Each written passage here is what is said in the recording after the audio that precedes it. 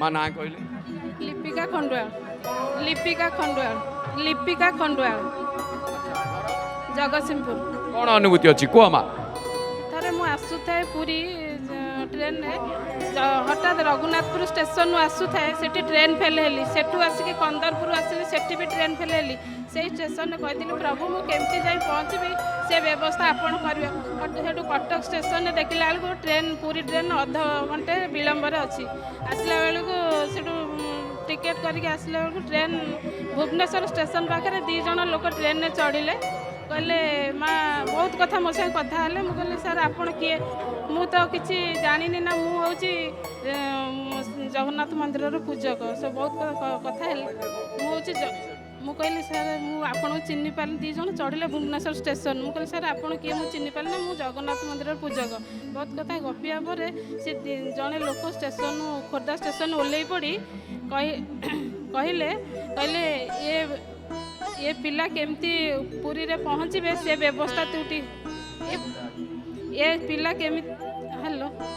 ये पिला केमती पुरी स्टेशन में पहुँचे तो ये व्यवस्था कर बहुत भलरे जाए स्टेशन में पहुँचली तापर स्टेशन में पहुँचा पर देख कौन प्रकार भी मोर असुविधा है नहीं। जय जगन्नाथ टीवी देखते सर देख सब देखे सर मोर अनुरोध अच्छी गोटे सर मोर गोटे अनुरोध पिला मानू जे समस्त बुढ़ा बुढ़ी पिला बुढ़ा बुढ़ी मानू बुढ़ा बुढ़ी मानू पिला मानू टिके मोर कहबार एति जे भक्ति करंतु जे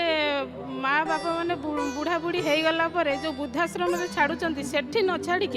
निजर हृदय रे भक्ति आ स्नेह देकी बापा माँ को रखतु तांकु जदि रखा आम भगवान को पाइबा कारण भगवान तो से चलती प्रतिमा सी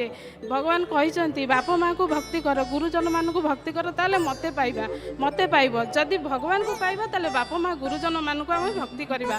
वृद्धाश्रम न छाड़ी आमर हृदय रे आम भक्ति आउ सम्मान सहकार गुरुजन मान भक्ति कर बापा माँ को वृद्धाश्रम न छाड़ी आम आम पाखे रखा मोर एति अनुरोध समाज को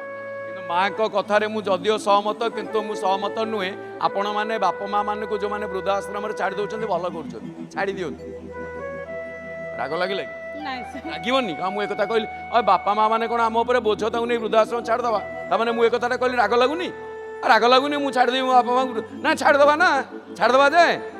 आउ गोटे पाखे बुकिंग करके आम रखिद आम पिला मुझे छाड़े हाँ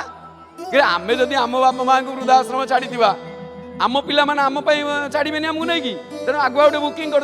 रखी आम आसिले ये रहा भाविकी आप वृद्धाश्रम कि वास्तव में बर्तमान जुग बदल युवपीढ़ी मैंने बापा माँ मान को एत भल पाँच आप कल्पना करें लोक संख्या अधिक होती तेणु आमको आश्रम अधिक देखा कि सत कथा कहले युवपीढ़ी मैंने बापा माँ को बहुत सम्मान कर बहुत केयर नौ परिवर्तन आनी आप लक्ष्य करूँ धीरे धीरे हम परिवर्तन हम हौ तेज जय जगन्नाथ टीवी देखते प्रोग्राम देखे खराल भी अनुभूति देखे संध्या आलती देखे बहुत बहुत धन्यवाद जय जगन्नाथ टीवी परिवार तरफ गोटे पारंपरिक जनाण